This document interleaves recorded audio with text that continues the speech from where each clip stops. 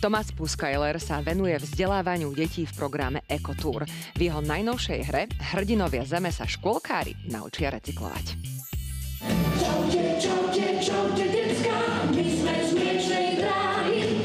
Leteli sme jednopecka, to sú verzia váhy. Náš moderátor a redaktor Thomas Puskajler má nový projekt pre deti. Interaktívnu hudobnú rozprávku Hrdinovia zeme, ktorú Thomas so svojím tímom vytvorili pre tých najmenších. Ekológia je pre mňa blízka téma, lebo som vyrastal v Holandsku, v lese, som chodil na rôzne krúžky, som sa naučil, tá príroda je veľmi dôležitá. Tak som si povedal, urobím niečo okolo toho. Vznikol projekt Ekotour v roku 2012 a zameral som to na základné školy.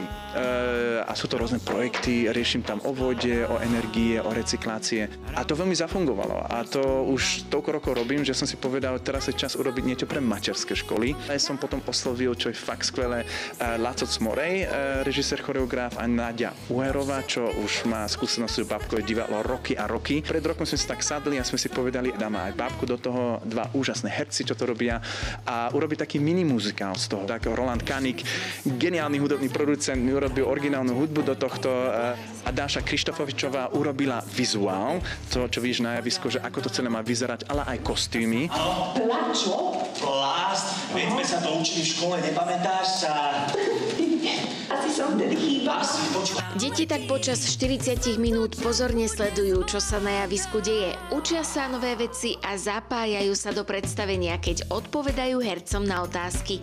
No a o čom to celé je? Toto predstavenie je, že naozaj pricestujú na planetu Zem dvaja výskumníci a skúmajú a vlastne spolu s deťmi zisťujú, čo kam patrí, čo sa deje, keď ten odpad vlastne nerecyklujeme. To je vlastne, že škola hrou, že takým neinvazívnym, hravým spôsobom s pesničkami vlastne tie deti učíme, že čo je vlastne keby v tom živote podstatné. My sa teda venujeme separácii odpadu, alebo teda recyklácii, tak by sme tento projekt asi veľmi pozitívne vyzdvihli v tom zmysle, že tie deti už od malého útleho veku vedia, ako si tú planetu chrániť. V predstavení sa objaví aj samotný Thomas, a to v podobe vedátora Sir Thomasa.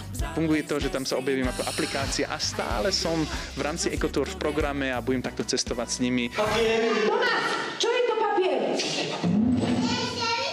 Papier. Ľudia ho vyrábajú z vláknitého dreva, najčastejšie smrek alebo iné ihličnany. Školy majú o Hrdinov zeme čoraz väčší záujem a predstavenie vie za deťmi pricestovať prakticky kamkoľvek. Vieme to zahrať v triede, telocvične, v kultúrnom dome, ale aj na festivaloch napríklad. Je to tiež niečo, kde vieme ísť. Karolína Prokopová, televízia Joj.